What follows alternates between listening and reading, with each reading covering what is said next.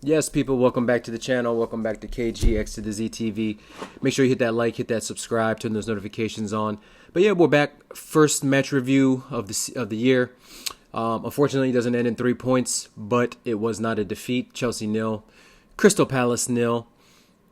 Just some general key takeaways in the game, right? So going into this one, we knew it was going to be tough. We knew Crystal Palace was a very, very well organized side. I saw a stat leading up into this one that Crystal Palace's last 10 matches, they've got wins over the likes of Liverpool twice, Man City. They've got a draw in there with Arsenal. They've got a draw in there with us. So we know that that's a side that's very, very well tuned, finely tuned, I might say.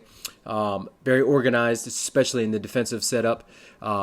An attacking front three that is very dangerous and on their day can cause anyone problems. And then a midfield with a controller, somebody that can really distribute and can really pick a pass like Adam Wharton. And then next to him, usually you have like a what they used to call a scuttlebutt type that runs around, legs, covers a lot of ground and things like that. And today that was Will Hughes for them. But for Palace, when the lineups came out, no surprises for us.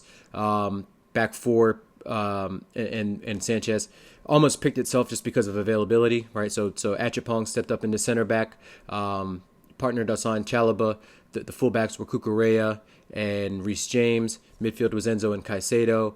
Up front, it was Palmer in the 10, Neto on the right, Gittins on the left, and then João Pedro up top. So no real surprises there.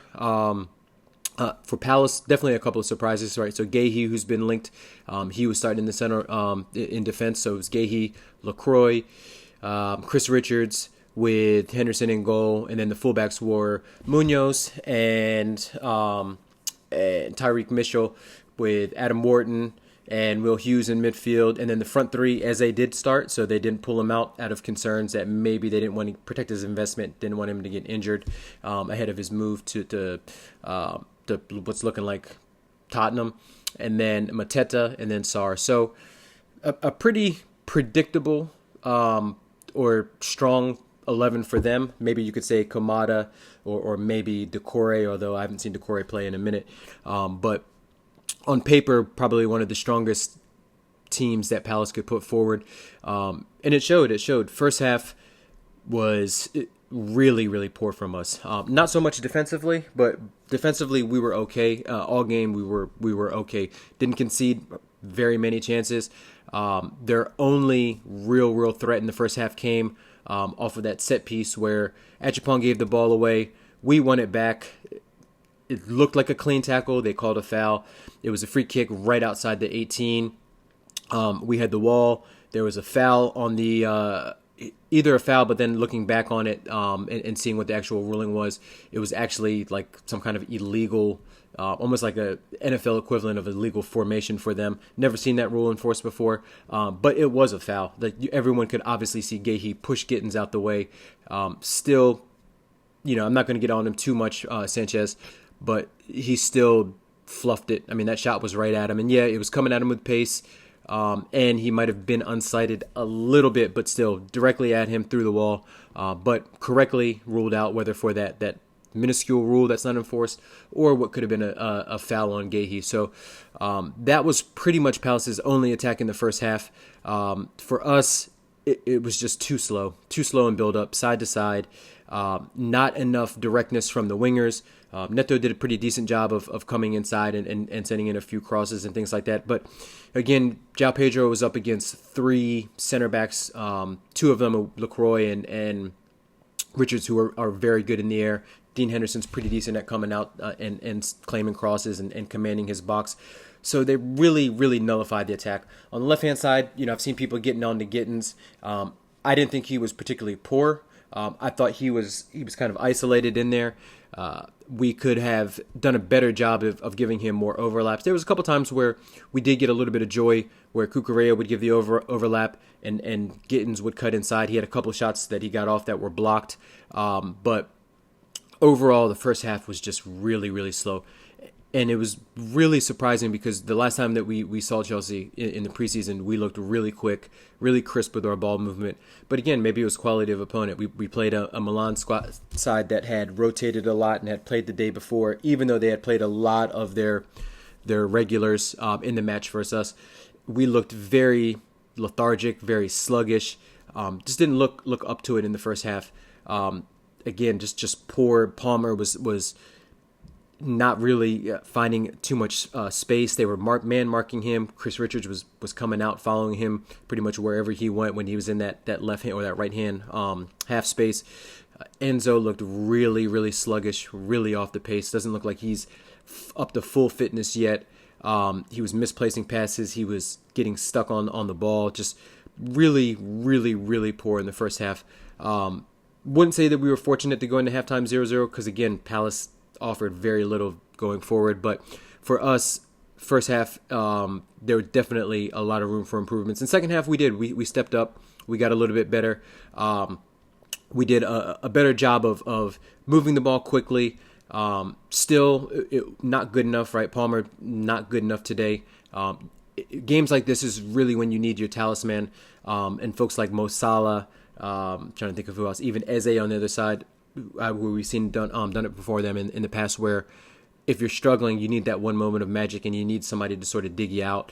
And Palmer just wasn't on it today. Whether or not that was down to the tactics by Glasner, or if it was just down to Maresca maybe finding a different solutions for it. But again, I didn't think our game plan was too bad. I just thought we were very tame and very conservative with our passes. Not a lot of risky stuff, not a lot of forward cutting edge passes. Didn't think we played enough balls over the top, which we did in the second half. Second half, we started playing balls directly into the feet of Pedro and then Delap when he came on. And we found a lot of joy with some nice link-ups. We had a couple of opportunities that fell to us, but that really only happened once the subs came in. So, most of the subs were Reece James went off for Gusto, maybe to protect Reece a little bit, give Gusto a little bit of minutes. The midfield, Enzo did come off in the second half. Andre Santos came on, and Santos looked a little bit better, looked a little bit more ahead of Enzo when it comes to fitness and things like that. Gittins went off and Esteval came on, and then ultimately João Pedro went off, and then Delap came on. But the subs were good. The subs were lively.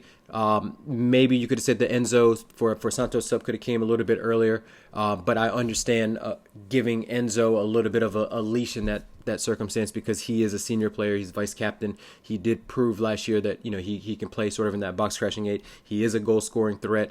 So I kind of understand that. Again, first game of the season. Wasn't a loss, no need to panic. Thought Esteval was pretty good, was pretty lively, looked a threat on that side. They were doubling up on him, they were getting physical with him, but he was fighting right back. There was one exchange of play where he had the ball on the right-hand side, he had won it back, he had like 3 guys draped on him, he played a pass forward, and then Pedro just got cut out and went out of play, but he was just really, really, really lively, but had a couple chances down the end that I thought maybe, we could kind of do a nice little snatch and grab. Of course, played a nice ball into, I think it was Chalobah who had played a nice ball into Delap. Delap flicked it to Palmer. Palmer laid it off for Neto out wide, and then Neto cut it back, really good cut back, right to the feet of Andre Santos, but he just couldn't get it on target. Just probably the most clear-cut opportunity that we had. And you want your, look, he might, and on hindsight, he had more time than what he thought, but I understand in that situation, and the right play is to hit it first time, hit it with his left foot, skied it over, and that was pretty much the best opportunity that we had in that second half. First half we did, and I kind of glossed over a little bit, but we did have some dangerous crosses. We had a Cucurella header that was he flicked on that was saved off the line by them that could have easily gone in, but then even late in the second half. I don't know, I'm jumping around, but late in the second half, we had a ball that was played over the top. I think it was Palmer that played over top to Delap, and Delap had to hit it off the volley. Didn't get the best contact on it. Hit it kind of low and directly at Dean Henderson. That was easily saved. But apart from that, just too slow, too methodical. Need to increase the tempo. Need to kind of pick it up a little bit more. But we move. Like I said, first game of the season. We know it's a marathon. It's not a sprint. So we'll get better. Our legs will get better. The rotations will get a little bit better. We'll get more match fitness in us. get a little bit of sharpness in us, and then we move to a poor West Ham team on Friday. Got to get 3 points here. I said in one of my previews earlier that for us, what I wanted from the first 5 games is I wanted 13 points, and we're still on target. Although I thought the draw that we would get would probably be at Old Trafford, just because of how Man United tends to raise it when they play Chelsea at home, when they play Arsenal at home, generally just the big sides at home. Old Trafford is still a fortress for those teams, but everyone else seems to walk all over them when they go there. But we'll see when we get to that point. But West Ham next up on Friday. We'll do a nice little match preview for that. Maybe try to get a couple shows in during the week. Maybe something kind of creative. We'll do maybe like a kit review. Who's got the best kits of all the English teams this year? And then we move. But appreciate everybody stopping by. Hit that like, hit that subscribe, turn those notifications on, and we will see you at the next one.